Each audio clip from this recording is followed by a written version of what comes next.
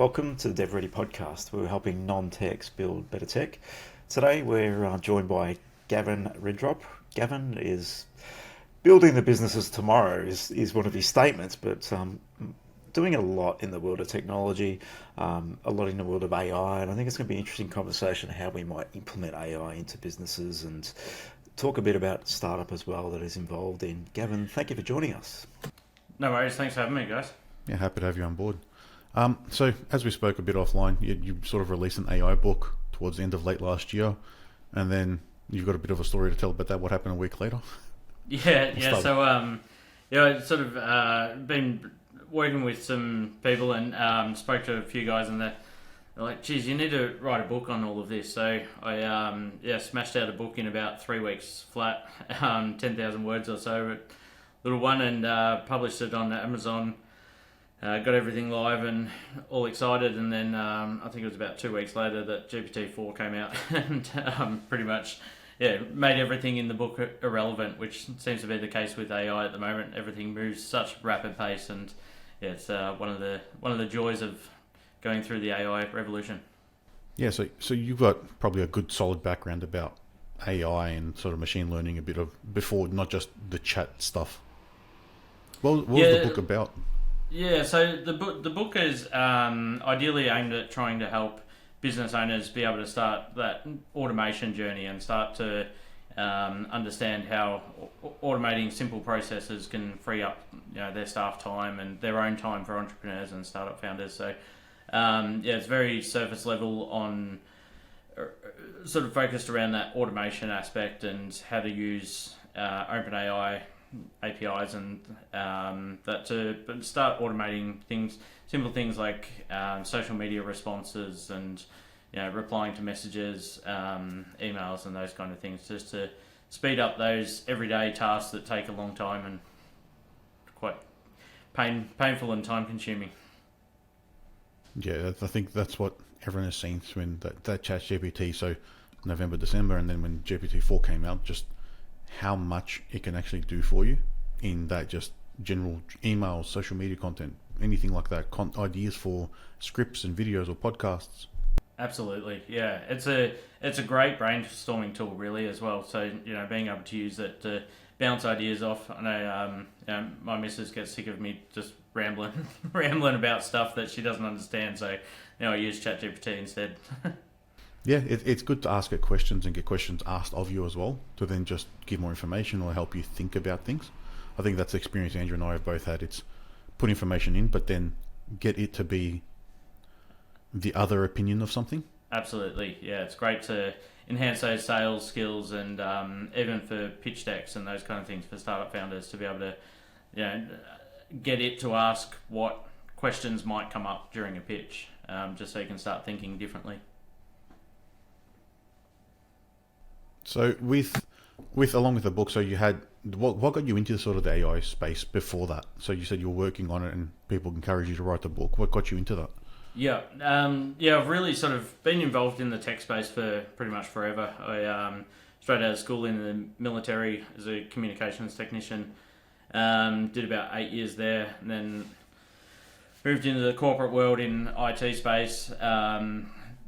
Wasn't big on the corporate space, really wanted to start building my own businesses and had that entrepreneurial itch. So I'd been in helping businesses, mostly with websites and social marketing and all those kind of things. So the AI growth that was sort of we were seeing 12 months ago, 18 months ago was really around the using it for those simple things, the creating blog posts or ad content and all of those sort of things, ad copy and that. So I'd been exploring that, and then moving into the startup space, we were looking at creating, initially we were looking at a recruitment tool, which got me deep into it, which was aimed at trying to help recruiters sort through resumes and that in a non-biased way. So that's why I really sort of dove deep into the AI sort of side of things, and just since then been fully into it, and working on another startup at the moment with which is a climate tech solution, which is utilizing AI to help solve some of those problems. And that'll be more in sort of, I think, from what you mentioned earlier, like the big data play in analytics, recommendations.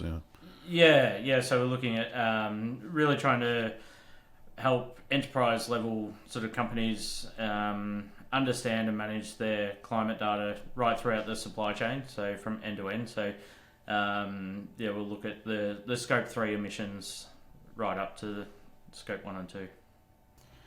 In the world of enterprise compared to startup, what are you finding?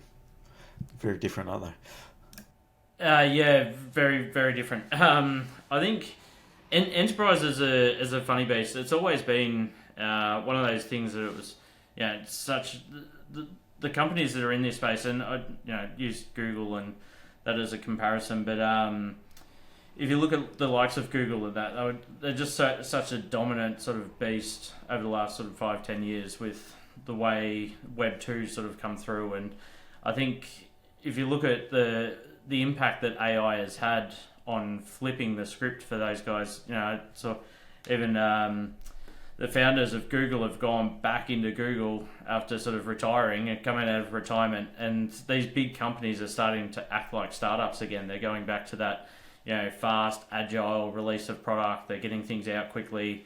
So even they're feeling the impact of that AI is having across the board. So there's definitely a big difference between startup space and AI and enterprise space in the way AI will have an impact. But I think the startup space for me is a lot more fun because you can sort of do things a lot quicker and really sort of try and flip the needle on a lot of things. And with the big companies, the corporate or enterprise level, they are slower moving generally, but we're seeing that change a lot at the moment with AI. So that in itself is exciting as well. Watching seeing these big companies almost go back to their roots and go, okay, well, we used to do this really well. We had to do this once upon a time. How do we bring that in to a 500 plus people organisation? Yeah, it becomes a very different proposition, but I think everyone's aware that they need to be doing something in the space. Absolutely. And if you're not, then you're falling way behind in terms of what's going to be coming. The next 12, 24 months are going to be always evolving, and they always are. But I think the rapid speed has been very different, especially over the past 6-7 months, where everyone's getting the feel as to what can I do with this stuff, how can I use it. Some people have tried it and just walked away from it. Others have really embraced and said, okay, how do I explore this further? What could it really change in a business? You can go and change, like you said, when you're looking from a book perspective, incremental process stuff, but in effect, you could embed AI across all of your processes and really transform your business. There's a lot that can be done and achieved if you're willing to invest in this right now. Yeah, I agree. I think the big key takeaway from that is just making that start and getting something done in that space where, ticking off one little component that's that takes a lot of time, and you may have to spend a bit of time researching, understanding and learning and implementing, but once you've done that once, it becomes a lot easier for the next thing and the next thing and so on. And then over a period of 6-12 months you can replace a lot of the manual processes that are within a business, and and that's every business across every industry. A lot of incremental change makes a huge difference over time. Absolutely. Taking you a little bit back to your roots, you mentioned you're in the military. We'd love to understand what you learned from that experience. 8 years there is quite a good chunk of your life. I'd love to understand and get some insight as to what you learned from that experience. I loved it, to be honest. That's why I stayed 8 years, I guess. But straight out of school, joined up, had no idea what to expect. Just knew I wanted to do some stuff in the tech space, and figured the military would be one of the most advanced leading sort of areas to go into for that space. Quickly learnt that wasn't the case when we started learning Windows 95, and Windows XP had been out for 5 years already. So it was definitely an eye-opening experience, that part. But really good. Enjoyed it. Got posted around all over the country. Got to do some exciting stuff up in Darwin, out on patrol boats with the Navy, and because I was Air Force, so got to do a lot of inter-organisational stuff. And then eventually found myself in Canberra working in a basement, Maxwell Smart style thing where you go through 12 different levels of security to get down into the basement. So we were working on some computerized weapon systems, and it was more state-of-the-art tech. But a lot of the journey and a lot of that process and learning was trying to implement new systems and new ways into the existing old legacy systems and creating that merger between the two. So I think that's where I got my my ability to be able to see different things and work out ways to join them together and make things interconnect across different platforms and different systems, and just having that real understanding of how technology works and how it can interact with each other. It's an important piece, especially the interaction and integration of technology. There's so much just power in looking at that from one standpoint, let alone ripping apart business processes. Just understanding that, all right, one piece of technology can push data from one to the other. Simple stuff to do. Exactly. And make people aware of what's possible. Yeah. But then if you think of, say, like the Air Force and military as an organisation, having that many people involved, swapping from one thing to the other, like you said, from 95 to XP, would be a huge process and a huge culture change to try and implement that and then train everyone as well. Absolutely. Yeah, while they may have certain cutting edge things in the basement where no one knows it exists, sure, the rest of the organisation is going to be like bureaucratic like the rest of any other organisation, and just have those levels of control and process management that have to be enforced. Yeah, absolutely. And, at the end of the day, it's a government organisation. Government's always a little bit slower with things, and as a government organisation with a really heavy layer of security stacked on top. So every system goes through its processes to be able to be really stress tested to the max before it gets authorised to go in. I'm sure Vista never ended up in No, we didn't see Vista. I'm sure it never got there, yeah. Or ME. Like it wouldn't have got enough runway or traction to say, yeah, we can use that, because it just wouldn't have passed the muster. It wasn't out long enough. Yeah, correct. It's a 10-year cycle for the upgrades. Yeah. I think we implemented XP just about a year before they pulled back support on XP. So, Classic. Brilliant. In terms of if I'm an SME listening out there looking to engage in the world of AI, where do you think a good starting point is for them? Yeah, I think in general it's just learning what's possible and getting an understanding of stuff. I think a first point is obviously ChatGPT and that sort of space, and just asking questions, bouncing back and forward with it, getting an understanding of what the output can be and what's possible, and learning the difference between what you put in and what you ask versus what you get out. So I think that's probably the best, or the easiest place to start, and then from there really just start questioning what could be replaced. And I don't mean like replaced as in replacing people, but I heard a great quote actually earlier today. I was watching a thing, and he said the AI isn't about replacing your workforce. If you've already got a good workforce, it's about enabling them to maximize their capabilities and their skill sets by leveraging AI as a tool for them to use. So I think it's, just enable your staff to get involved. A lot of people are already exploring this sort of space, and within your organization, you could have people who are not necessarily experts, but have had enough playtime on it to be able to, understand it and start to get their head around what's possible. And at the end of the day, everybody's starting at zero with AI, so everybody is learning at the same time. And you're not behind by starting now, and you're not in front by starting 6 months ago, because everything moves so quickly at the moment. It's just being involved in it as much as possible, I think, is the best way to start getting in that headspace. It's just getting exposure, right, to anything new. Yeah. And demystifying what it is as well, I think, is quite important, because people are somewhat fearful. The people that are out there, but just getting an understanding what the technology actually is, how it works, engaging with it, it just gives a release of fear. But One of the things you said there around helping employees, I think as people, we're generally good, or every single person's good, maybe 1-2 things. And then we do a lot of other stuff that we're not that good at. So the other stuff is where you want to be focusing on how can we get AI to help? Because we all got some sort of superpower as people, and everyone's different. And I think if we can hone in and get people spending 80% of the time on what they're great at, and then AI can assist with the rest, it's going to leave us all in a better place. And enjoying work more, and really enjoying how we're contributing. Because if we're contributing from a place of what we love doing, it's a much better outcome for everyone. So if we can get everyone to that place, I think that's what the power of AI can deliver. That's the positive outlook. But yeah, there's also the other side of things where it might challenge people in jobs and roles, and that's going to happen, like any technology does. It's more letting people focus on the better quality tasks, Agreed. Not just those very simple, repetitive things that just are part of a job that no one likes doing. Yeah.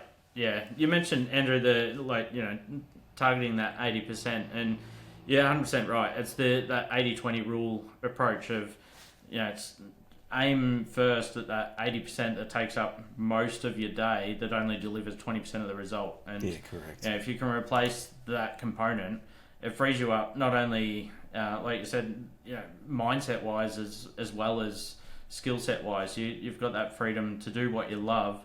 And if you can get 80% of your time back to focus purely on what you love, you're going to be more productive, more energetic, you're going to love going to work more because you're doing your passion. So, I think 100% spot on there with the aiming at that 80%. One of the things that Anthony has said with working with ChatGPT and some of the stuff that we're doing, it reduces his brain damage. We do a lot of thinking. That's the good way to put, the best way I've been able to put it so far. It's just a funny way to phrase it, because if you're in complex places and also thinking, ideating, problem solving all the time, it's a difficult role. But a lot of people in these roles, in those consulting spaces, and if you can get support or a bit of help to start the thinking for you or give you other things to think about, it just makes things a lot smoother and easier as a person. So that's where we're seeing some really big value. I agree. It's actually an area that I've sort of been looking into for myself, is around that second brain model and using it to really take the load off of yourself. And I think the key to that is capturing information and capturing as much as you can. And I think one of the biggest advantages for myself with AI is I drive back and forth to Melbourne quite a bit, and it's an hour and a half drive for me. So during that time, I just hit record on my phone and record my brain dumps of thoughts and ideas and stuff like that, and then have AI convert that to text, process it, analyze it, get the key takeaways out of it, take away the action steps, and you're left with this much instead of an hour and a half of thoughts and meeting with processes. yourself. Exactly. You just have a little chat to yourself the whole way down, and make sure you put a headphone in so you don't look insane driving along talking to yourself. But it's a really powerful way to capture information and data. I never thought of using it that way. We use it for meetings, but never thought just to capture your main stream of thoughts. If you've got that time to yourself, it's great. An hour and a half drive, there's plenty of time to kill. Let's do a podcast, have a conversation with yourself. It's like a self-assessed podcast that AI then analyzes and puts in some takeaways. It's great. For me, ChatGPT obviously is a text-based interface. I set up my mic and I just record and talk into it and just have a conversation with it. I find that interesting. That helps me. I'm more of a creative that thinks out loud, so I need to talk. I just need to have a conversation. Some people are more. Anthony's probably more the guy that will read a blog post, where I can prefer to summary at the end of it quickly. So I'm definitely an audiobook kind of guy, so I can relate with the talking instead of. So if anyone's in that frame, just set up a mic and speak to it. Download a plugin to Chrome and just you can talk straight into it. Or there's probably a plugin these days into ChatGPT itself. Windows has it as well. It's built into Windows to do text to speech. Speech to text, sorry. Some are better than others, though, depending on the tech. But just a thought on that.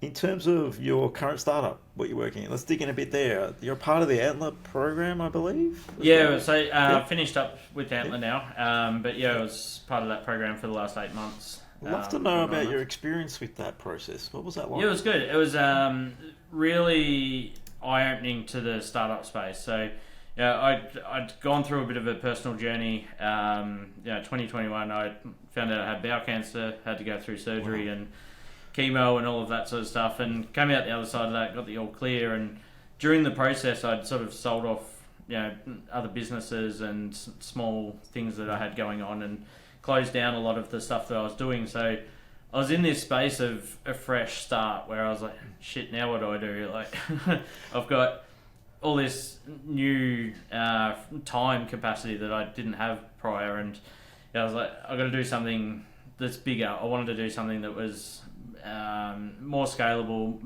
bigger than a small sort of. I'd been dabbling in retail and small sort of stuff, but never really gave myself permission to open up and expand in a broader headspace. So I was actually looking for jobs on LinkedIn at the time, and it came up as a suggested job. So I was like, oh, this sounds perfect. It's it's a startup program, that kind of like a accelerator program, I guess. I'd heard of Y Combinator, but didn't realize there was anything like it in Australia. So it was really good to go through that process and meet a whole heap of like-minded people, people who from all walks of different backgrounds, different expertise levels, different niches, and bring all of that together.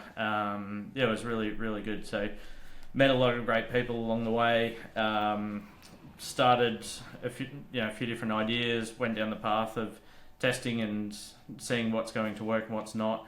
So going through that process alone was really good as well, and beneficial to be able to, I've always sort of focused on the fail fast type model where, get something to market quickly, see if it's going to work, and then, readjust and change from there. But this was really done in an accelerated pace with people giving feedback on pitches and all that sort of stuff. I'd never done pitching before, so going through that process was really good and exciting. And that's where I met my co-founder, Catherine.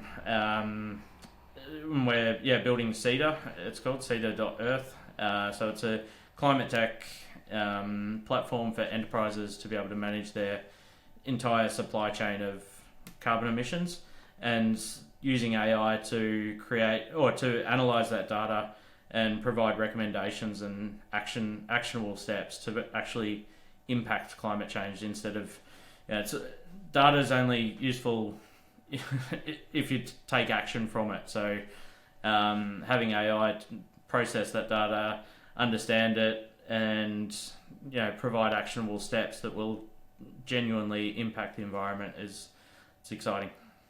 It sounds like there's a lot of value in the people through Antler, because you mentioned about 6 times the people. Yeah. So it seems like there's a lot of value in that like-minded people, and getting around like-minded people that want to strive for something bigger, do something different, solve bigger problems. Yeah. I'm always interested in where the idea comes from. So for Cedar, where did it seed? Where did it stem from? Were you exploring the space and found a problem? Where did it sort of come from? Yeah. Again, goes back to the people. So Catherine, my co-founder, she's an expert in the ESG space, and she works in that space already. So her background is in climate and emissions and sustainability and all of that industry as a whole. So having expert knowledge in that space, and then my background's obviously tech, and she had some thoughts, and she's like, is this possible? Is this something we can build? We just got in a room, brainstormed it out, grabbed a whiteboard, and basically within a few hours we'd sort of mapped out roughly what the solution would be to the broader problem, being that the carbon capture and carbon reporting is all well and good, but unless you're taking action, then there's no impact and no effect. So once we got in a room together and started brainstorming some stuff, we'd come up with merging AI into a climate application and really positioning it as a data analysis tool. So not a carbon capture tool, which there's plenty on the market already. We just want to grab that data that's already in existence and analyze it, process it, and provide recommendations and outcomes based on that. So yeah, that's sort of pretty much how it came about. Having people to brainstorm ideas off and industry experts is really where that value comes in.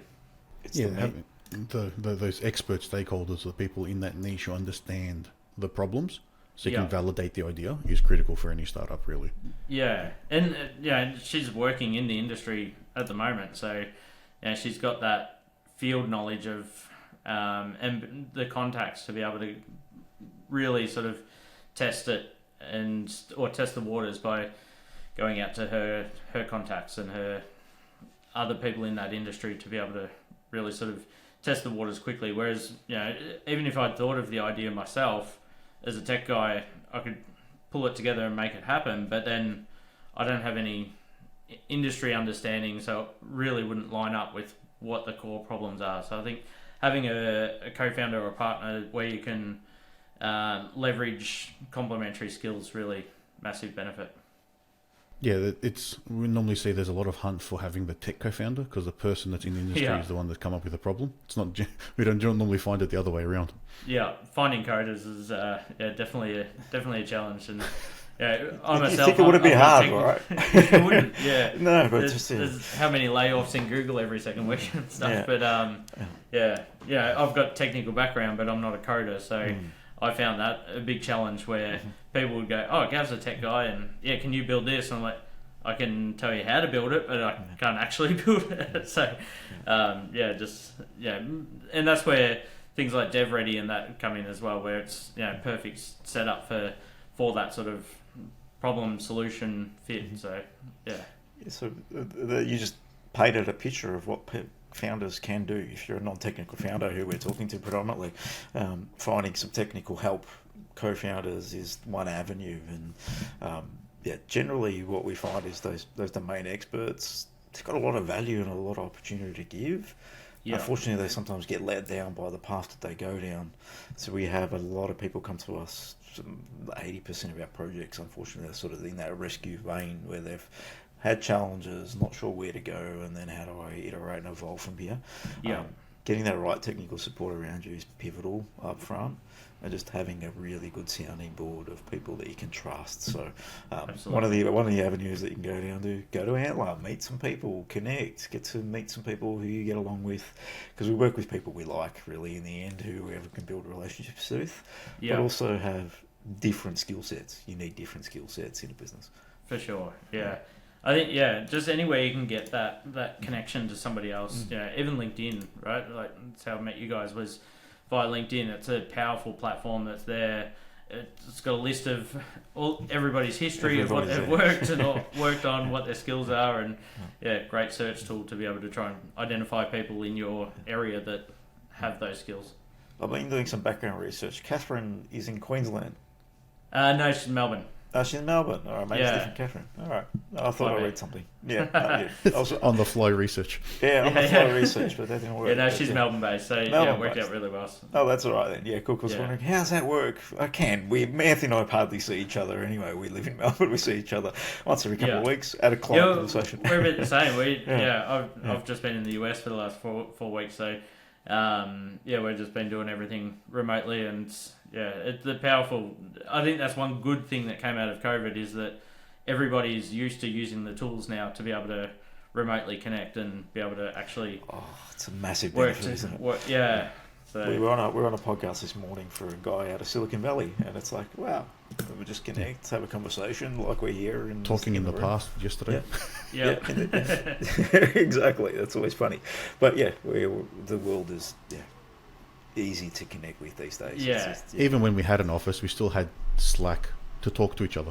Yeah, because everyone's working, so they're in a different. Speak to each other. Oh, they're in a different frame. They're concentrating. You can't interrupt. And then you just get Andrew and me just yelling at each other across the room, talking to each other.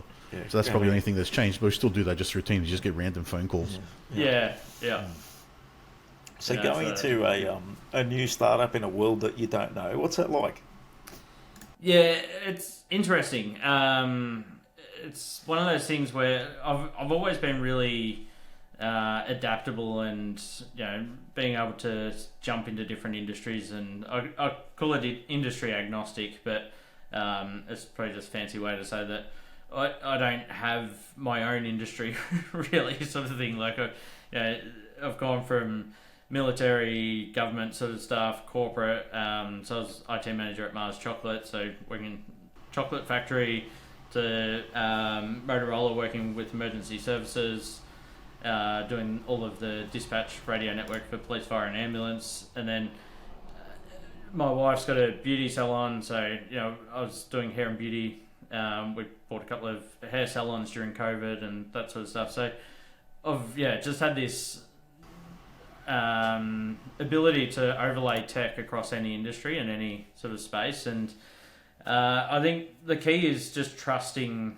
the other person and that it's their special skill area. So anything that comes up climate-wise, I don't even attempt to understand as far as an actual industry level expert. That's where Catherine, that's her realm. So I just fully rely on her to be able to process that information, understand it, and give me the bits that I need to know to be able to do my role. So I think it's important to have your key skill set areas, key roles of responsibilities.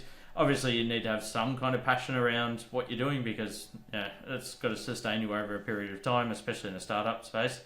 But if you've got those experts that really love and live and breathe that niche and that industry, then there's no need for me to fully grasp and understand every single aspect of it. I can rely 100% on her and just focus on what I know best. And just to add to that, I think sometimes clashing industries together is a bonus. Not coming from the outside in, you're going to ask different questions and different frames and come up with conceptually different ideas as well. Absolutely. So that's one of the things. We sit in the world of more the consulting bracket, where we do work across a variety of different industries. We're working in pharmacy, a little bit in a couple of things in pharmacy, and then we've got some things in finance, and then we also have a cleaning franchise business that we're assisting. So you're learning all these different things about business, but there's one advantage to that, is you come in fresh eyes and you can ask questions, and why do you do it that way? And it can just sort of change the landscape a little bit, and their thinking too.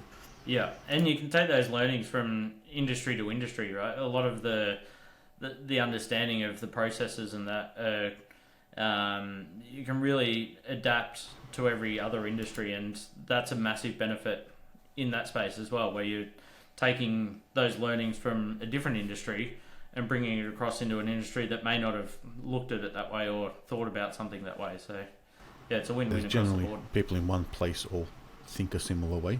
Yeah. You get the one that blows everyone out of the water and then takes over because they've done something a bit different, but mostly it is probably because of that reason. They're all following the same influences in their industry and learning the same things along the way.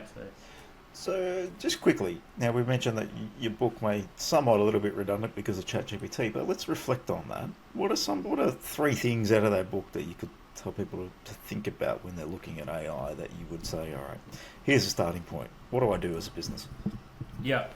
I think, like I sort of touched on before, I think the first step is just really diving into ChatGPT. Just sitting there for an hour or so, having a conversation with ChatGPT, and you can ask it, what should I do in AI with my industry and my space, and what are some options here and there, and really leveraging that. And then I think the next sort of phase is starting to curate some of that knowledge that you're bringing in for the new stuff that's coming out. And like we touched on, things are coming out so quickly. Like when I was away for the last sort of 4 weeks or so, I came back, I hadn't looked at AI at all for 4 weeks. It was kind of nice, but got back and there was just so much had changed. I'm like, shit, okay, now I've got to relearn everything that's new and what's come out and all of that sort of stuff. So I just locked away a few hours and went, right, I'm just researching today, finding out what's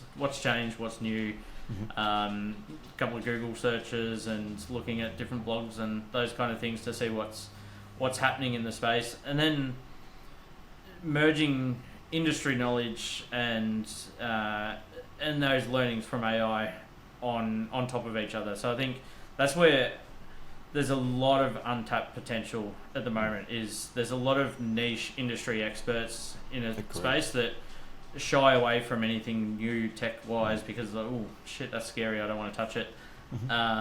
If you're an industry expert or an industry leader in your space, and you can add AI on top of that and become. I was talking to a guy for an example. So he's a physio expert.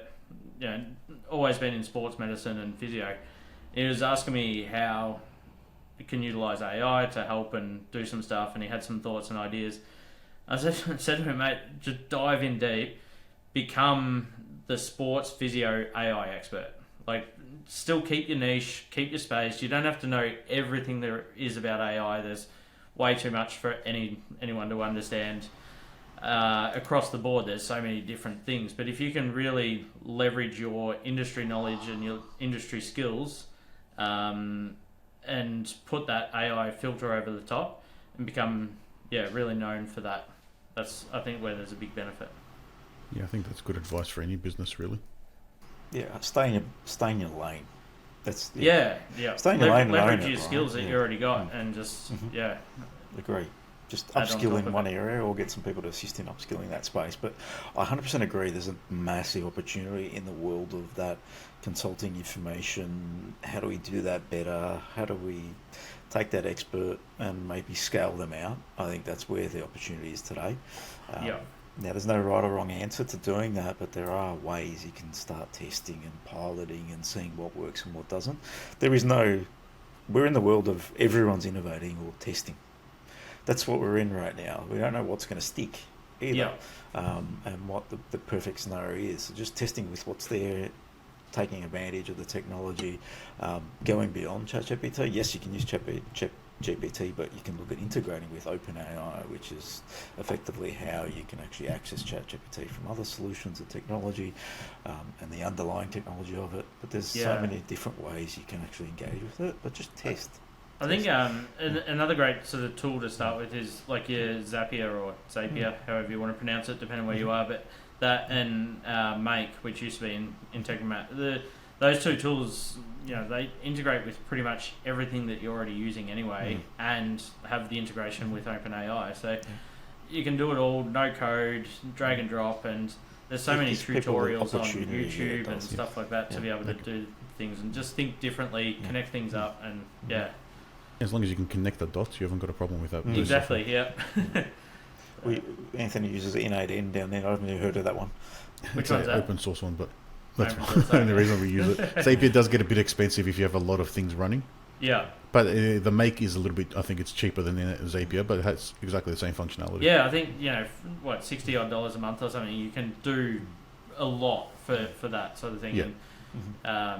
And, cancel your Netflix subscription for a couple of months and build up. Have a go at this and see what I can do for you. Yeah, exactly.